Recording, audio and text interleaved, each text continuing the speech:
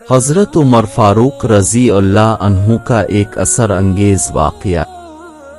خلیفہ ثانی حضرت عمر فاروق رضی اللہ عنہ نے 24 لاکھ مربع میل کر حکومت کی راتوں کو اٹھ اٹھ کر پہرا دیتے تھے اور لوگوں کی ضرورت کا خیال رکھتے تھے۔ کہتے تھے اگر فرات کے کنارے ایک کتا بھی پیاسا مر گیا تو کل قیامت کے دن عمر رضی اللہ عنہ سے اس بارے میں پوچھ ہوگی۔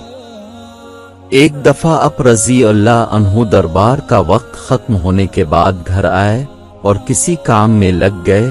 اتنے میں ایک شخص آیا اور کہنے لگا امیر المومنین اب فلاں شخص سے میرا حق دلوا دیجیے۔ اب کو بہت غصہ آیا اور اس شخص کو ایک درا پیٹھ پر مارا اور کہا جب میں دربار لگاتا ہوں تو اس وقت تم اپنے معاملات لے کر آتے نہیں اور جب میں گھر کے کام کاج میں مصروف ہوتا ہو نون غننا تو تم اپنی ضرورتوں کو لے کر آ جاتے ہو۔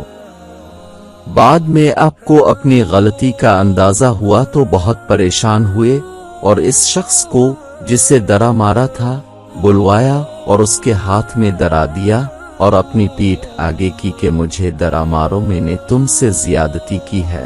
وقت کا بادشاہ 24 لاکھ مربع میل کا حکمران ایک عام آدمی سے کہہ رہا ہے میں نے تم سے زیادتی کی مجھے ویسی ہی سزا دو۔ اس شخص نے کہا میں نے آپ کو معاف کیا۔ اب رضی اللہ عنہ نے کہا نہیں کل قیامت کو مجھے اس کا جواب دینا پڑے گا، تم مجھے ایک درا مارو تاکہ تمہارا بدلہ پورا ہو جائے۔ رضی اللہ عنہ روتے جاتے تھے اور فرماتے یہ عمر تو کافر تھا، ظالم تھا، بکریاں چراتا تھا، خدا نے تجھے اسلام کی دولت سے مالا مال کیا اور تجھے مسلمانوں کا خلیفہ بنایا، کیا تو اپنے رب کے احسانوں کو بھول گیا۔ آج ایک آدمی تجھ سے کہتا ہے کہ مجھے میرا حق دلو تو اسے درا مارتا ہے۔ اے عمر کیا تو سمجھ بیٹھا ہے کہ مرے گا نہیں، کل قیامت کے دن تجھے اللہ کو ایک ایک عمل کا حساب دینا پڑے گا۔